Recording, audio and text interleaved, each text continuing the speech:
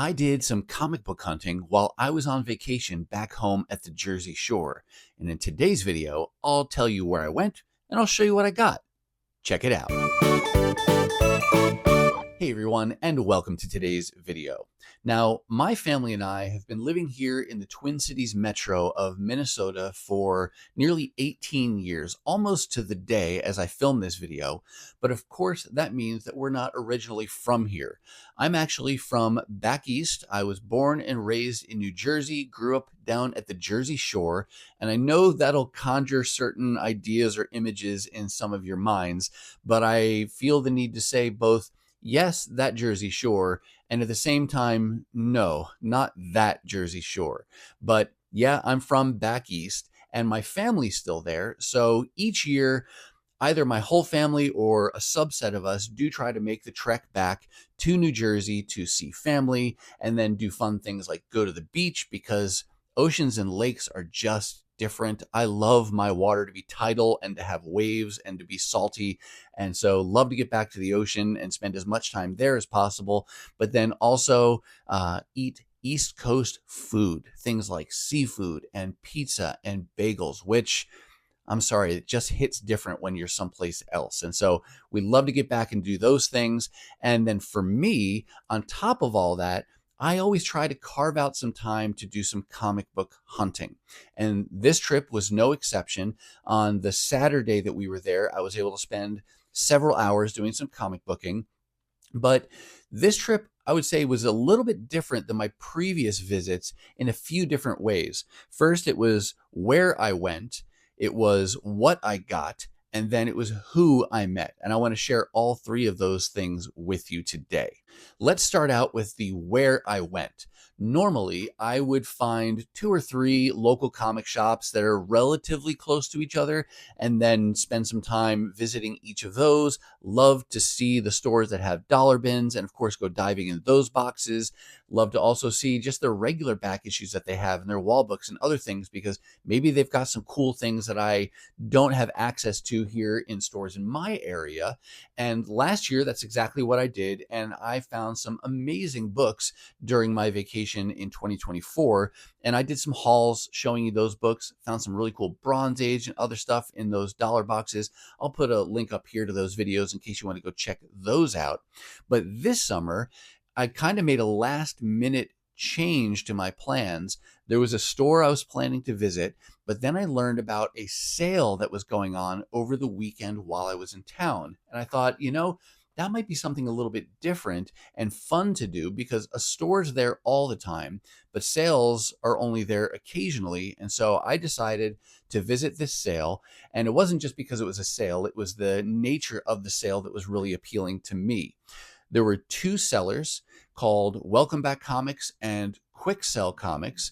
The event was aptly named the Welcome Back Comics Quick Sell Event, and they were advertising that this sale would be dominated by dollar books, dozens and dozens of boxes of dollar books.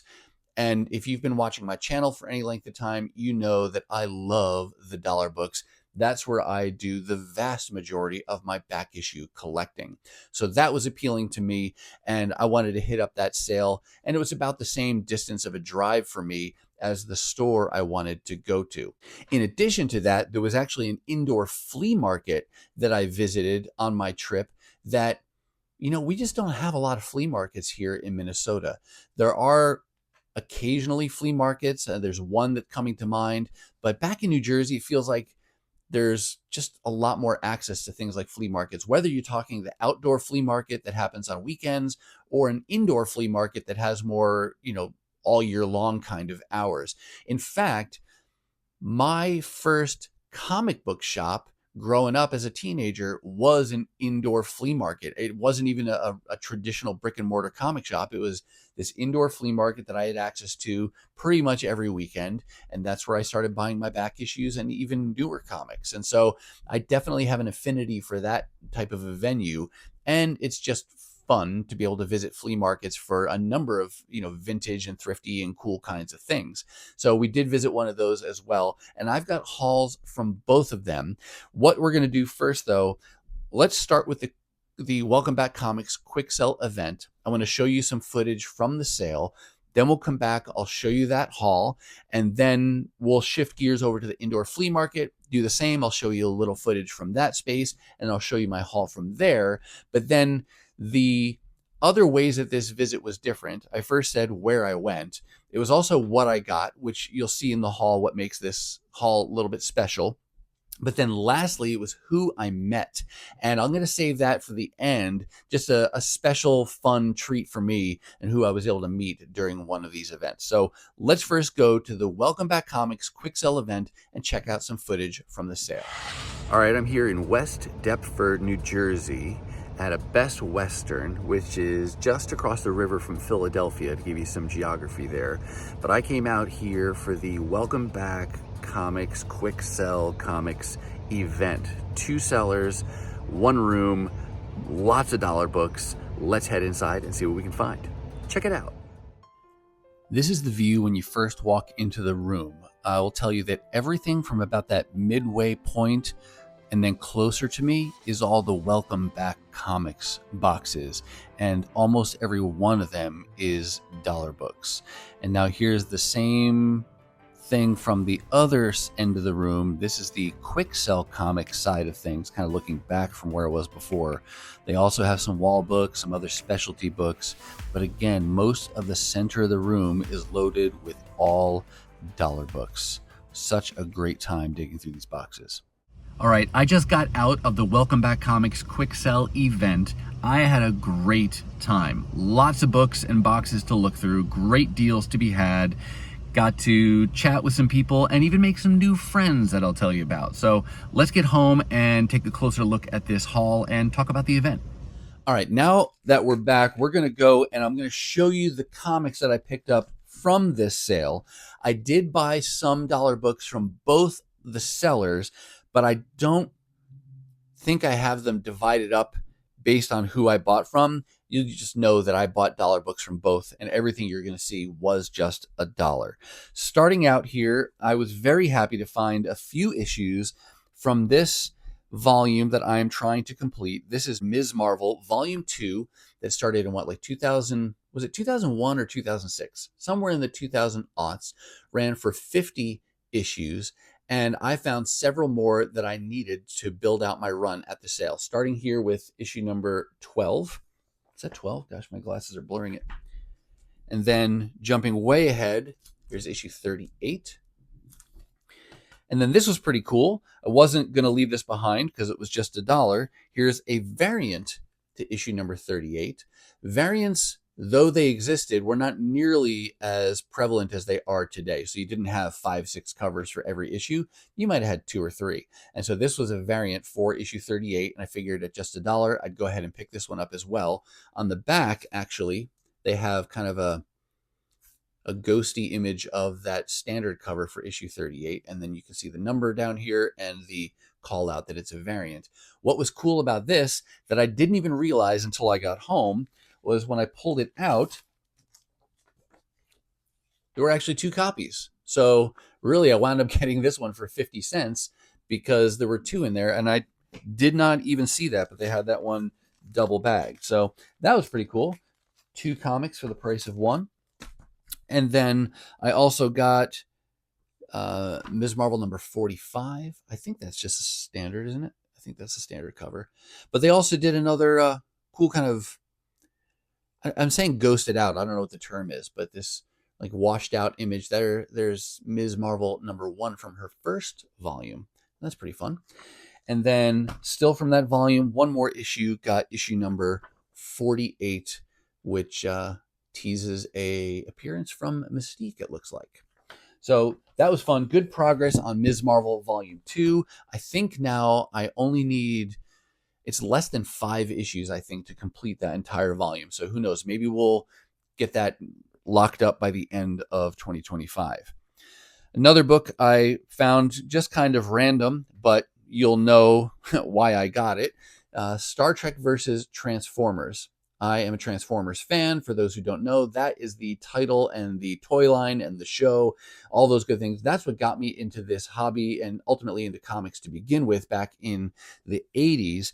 And so I will pick up anything Transformers related, pretty much. I don't get the movie comics, the ones from the Bayverse movies, but that's really the only exception. Everything else I will buy. One of the coolest things about this particular comic is that there is a character appearance, first appearance, that I just think is awesome. And I don't think they've ever made this a toy, but it would be super cool if it was. This is Fortress Tiberius. And what that references, you're actually seeing the Enterprise in robot form. So I think that would make a great toy if you could have the original Enterprise and have it transform into an Autobot. But this is Fortress Tiberius. And so what this actually is a mashup of both the Enterprise and Cybertronian technology, and then James Tiberius Kirk there, who's mentally attached to the Enterprise and having it transform. So it's kind of like he's a headmaster.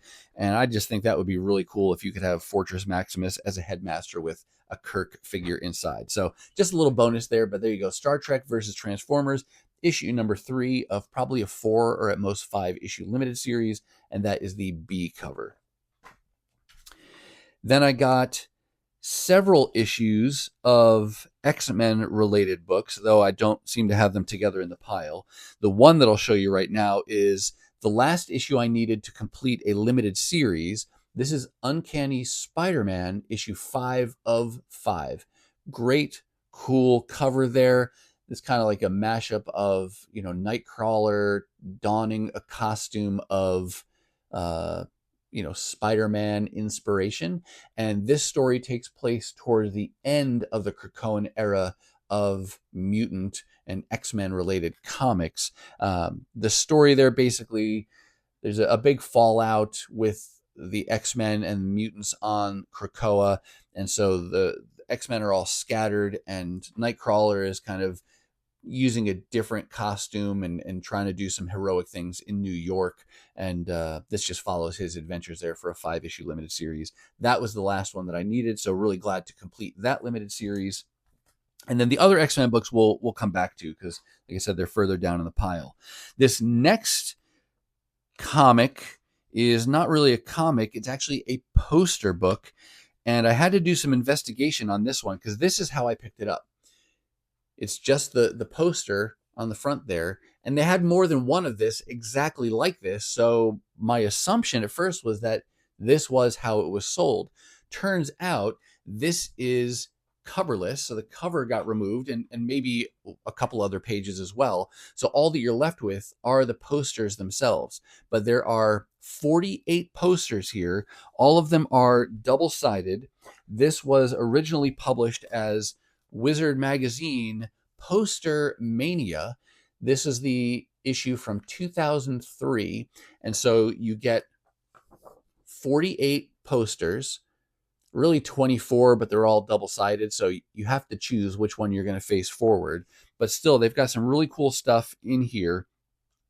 It's hard to show you because they're all stapled together, but you've got artists like Mike Mignola, you've got Adam Hughes, you've got Frank Quitely, you've got Mark Silvestri, you've got Alex Ross, you've got J. Scott Campbell, and the list goes on. Oh, Arthur Adams and others. So it really, really cool. I love this one. I can kind of show you this. I've never seen this image before, but if you can kind of see this. He-Man, Masters of the Universe. Oop, there you go. Kind of. That's J. Scott Campbell. I've never seen that image before, but that's super awesome. And he's got another one in there that I want to say is it Spider-Man related? But that's a Joe Quesada there, Spider-Man. I think Mark Bagley's got something in here. Oh, here's the other J. Scott Campbell. It's not Spider-Man. Sorry, here I'm trying to do this in a way that you could appreciate this a little bit and see these. What I think I might actually do with this is take the staple out. There's only one staple in this, and though there's a part of me that wants to keep it intact, it's already coverless, and so you don't have the original presentation anyway. But there's I'm not gonna be able to show you the whole thing because of the way it's folded in here. But there's another J. Scott Campbell. It's a Wolverine and somebody in black. But what I might do actually is, oh yeah, that's what makes it so cool. It's Wolverine and Snake Eyes J. Scott Campbell cover. But I may take the staple out, lay these flat, and actually bag them up. And I say may, but I'm really heavily leaning towards it, and I'll show you why. I already bought a pack of bags that will hold 11 by 14 small posters. So I think I'm going to take those out. And if I decide to do that, maybe I'll do a short or something like that so you can see those. But I just think that would be the best way to enjoy those posters rather than sticking them in a bag, sticking them in a short box, and never seeing them again. I just think that just doesn't serve them very well. It doesn't serve me. So I'd much rather flip through them and have a kind of a poster book or something that I could look at. But that was a really cool find for just $1 and something I rarely ever see. And then some other kind of recent or current comics, I should say. Here's issue number 3 to the current Iron Man series. I always like to pick these up, especially since I'm not buying comics new anymore. I'm getting them as back issues. And then here's the rest of those mutant related issues. X Factor number 5. This series actually already concluded in X Factor number 6. Only ran for 10 issues, but still want to piece that together as I can find those issues. Now, the next one I want to show you is one of the things I really enjoy about hitting up comic stores and sales when I'm traveling, and that is the opportunity to find comics that you wouldn't find in your local area. And this next example is about as perfect, spot on example of that as you could find. I found for just $1 the Heroic Age, the New Avengers one-shot promotional comic featuring the FDNY, Fire Department of New York. This is a small, short comic, I should say, just a handful of pages. This is a freebie that was given out, and it was a promotional promoting fire safety for kids, and it was done between Marvel and the FDNY. I don't know where you would have even gotten a copy of this if they gave them out in schools or if firehouses were doing events and giving them out, but I got a pretty good guess that you're not going to find many copies of this in Minneapolis. And so that's exactly one of the things I like to hunt for when I'm traveling. And so being back originally from the East Coast and seeing the FDNY on a promotional comic, that was a super, super easy grab for me. So really happy to be able to get that, both because it's the FDNY, but just because also it's a promotional comic and I like to pick those up. So that's a great, great find. Next, I got a variant of a Transformers comic that I do have, but I don't have this variant. This is actually a Virgin variant of Hardhead. This is a one-shot spotlight issue that they did on him, and they did a couple dozen of these in the earlier days of IDW's Transformers run, where they were somewhat connected, but each issue focused on an individual character. This one, like I said, focuses on Hardhead, and that's just a cool Virgin variant to his comic. And I found one really old comic. Really old is relative right now. We're not talking 30s or 40s, but this is from the 60s. So you're talking a Silver Age comic book here. This is Fantasy Masterpieces number 4. So Fantasy Masterpieces, I know them primarily from the volume 2, which was a 14-issue run that reprinted the original Silver Surfer series, or the first 14 issues of the original Silver Surfer series. Before that, though, there was a volume 1, and you can see here, this says from the golden age of Marvel. And so this Fantasy Masterpieces reprints, I think it's 6 different comics. I actually took a note here so I could tell you what it is. This one reprints 3 stories from the Golden Age Captain America number 4, so from June of 1941. Then it also has 2 different stories from a title called Strange Tales, issue number 82 from March of 1961, and then issue number 98 from July of 62. And then lastly, there's a story from a comic called Astonish, issue number 12 from October 1960. And that is a great comic to pick up, especially for just $1. As you can imagine, it's in really rough shape, lots of chipping off the top part of the cover there, and I can take it out and I can flip through it and it's complete, but do have to handle this one gently because the pages are just, yeah, they're old, and so you just got to take good care of that one. But still, not something I'm going to leave behind when it's that kind of a price and that kind of an age. So that was really cool. A couple more to show you, actually a few more to show you from the sale. Next was a book that I picked up for my wife primarily. She likes Star Trek comic books. We both love Star Trek, but she is collecting a lot of the different comics. And this was just kind of an unusual, I'll call it more of a magazine in comic style, and that I thought she might like. This is called Personality Comics Presents The New Crew, Will Wheaton.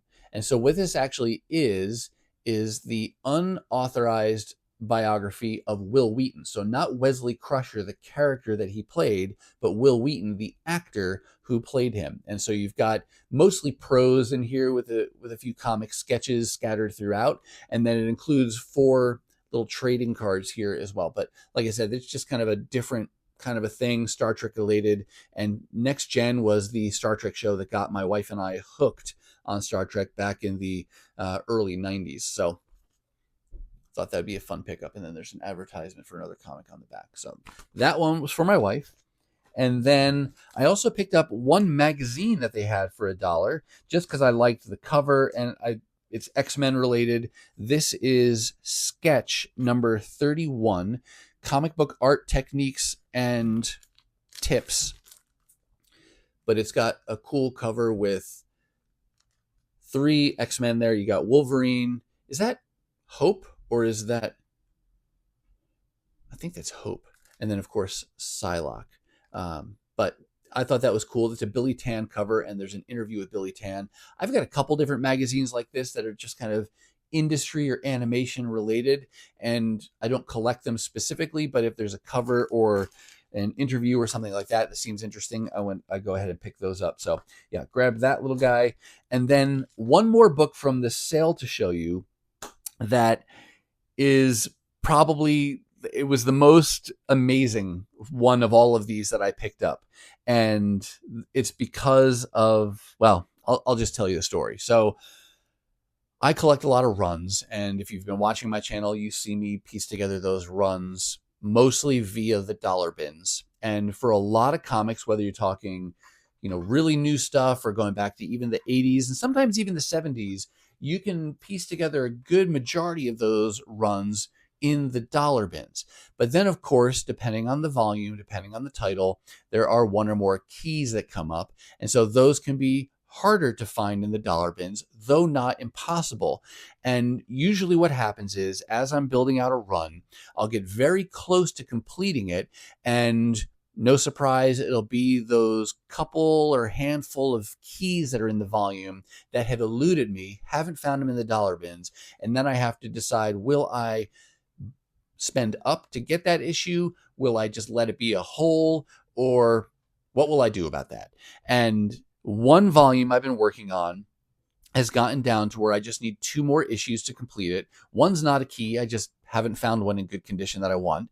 The other one is a key, not a huge key, but didn't think it would ever be a dollar bin book. And so just before this vacation, I'm talking mere days before this vacation, I was online, and one of the rare times I was actually looking on eBay for copies of this comic just to see what the prices were like, because I don't see it very often, even in the local shops here in my area.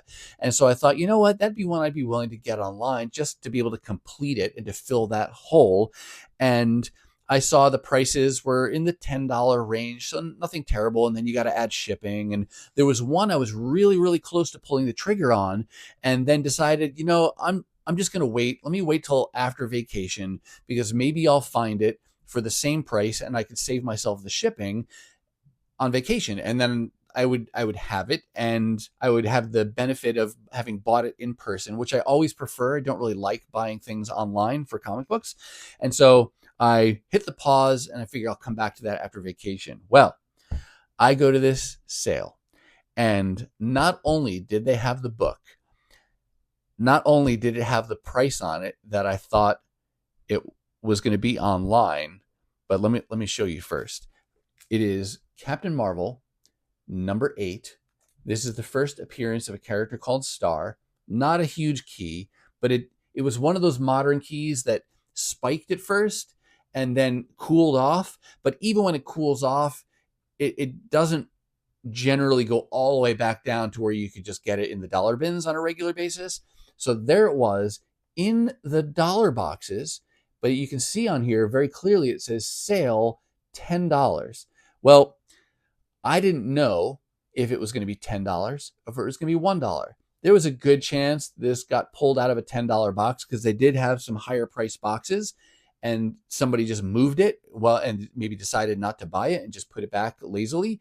And so I stuck it in my stack and I tried to keep cool and not be excited about it. And I pointed it out when I checked out and said, hey, full transparency, this was in the dollar box. What's the deal? And he said, it's $1.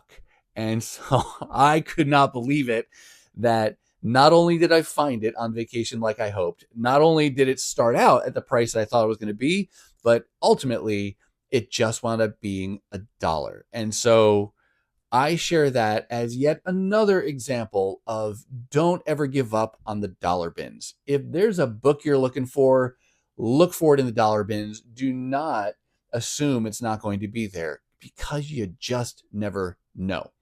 There are obviously books that are never going to be in the dollar bins, right? But I'm not talking about that. And ultimately, what you have to decide is, what's the condition you want? What's the price you're comfortable paying? And when do you want to pull the trigger on that? And when all of those things align, you go for it. If that's, hey, I'm going to be patient for 10 years if I have to and hope I can find it in the dollar bins, then go for it. If it's, you know what, I just want to complete the run, so I'm going to spend $10 on it, then go for that too. There's no wrong answer here, but just to share that so many things turn up in the dollar bins that you would just not be expecting to find there. So that was my prize find from this sale. So that was super, super fun. And that's the last book that I got from the Welcome Back Comics Quick Sell event. Now, one more haul, really kind of using that term loosely. It's one comic book I'm going to show you, but from the indoor flea market. First, let me show you a little bit of footage from that space, and then I'll come back and I'll show you this book. So this is Collingwood Auction and Flea Market. They are located in Farmingdale, New Jersey. And I think they have hours pretty much just on the weekends, or like, Friday, Saturday, Sunday, and maybe Monday. They have both an indoor space as well as an outdoor space. Indoors, it feels like a mashup of flea market and garage sale and small businesses. You've got sellers that are selling new things, or that are selling food. You've got antiques. You got a whole variety of things. And you've got comic books, and this is where I was headed.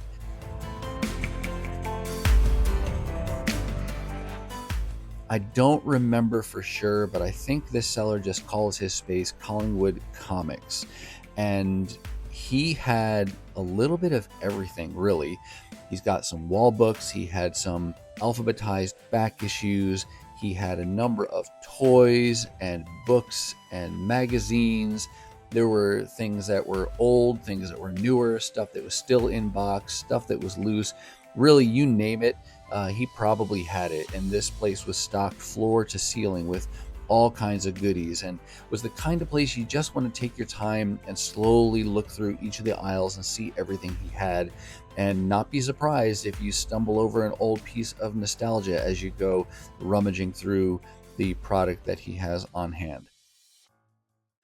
Just one book to show you from this space. In this case, it's one of those circumstantial things where you say, you know what, I'm on vacation and I'm at a small business and I want to support the business, and this is a good way for me to do that. And so I picked up one comic book, cost $5. You'll see the price tag right on the bag here, but it is a key that I have needed to complete a volume. This is Bronze Age, we're talking Red Sonja. And so what I picked up was Marvel Feature Presents Red Sonja #1. There is the last issue that I needed to complete this Bronze Age volume. I'm going to forget now. I should have looked it up ahead of time. She had this first series that had her name in the title, but it was really Marvel Feature with Red Sonja. And then after this, she had her first true solo title where it was just Red Sonja. And one of them ran for 7 issues. The other one ran for 15. And I always kind of flip-flop which one was which. Like, was this one 7 issues and then Red Sonja ran for 15? Or was this one 15 and Red Sonja ran for 7? I don't know. But I'll put the little thing down there on the screen once I look it up and verify. But that was the last issue I needed for the Marvel Feature series. There is just one more issue I need to complete also the Red Sonja series. So hopefully you'll see that in a future haul, but really, really fun to find this issue #1, just $5 there at an indoor flea market.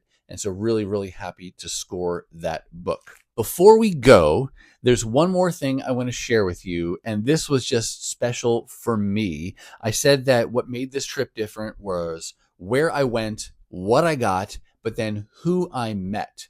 And the who I met is special for 2 reasons. One, this individual and this channel actually is how I learned about that Welcome Comics quick sell event to begin with. They had promoted it on their channel, and on their channel they have said, hey, if you ever see us out and about, say hello. We'd love to take a picture and just say hi to you and to know that you're fans of the channel.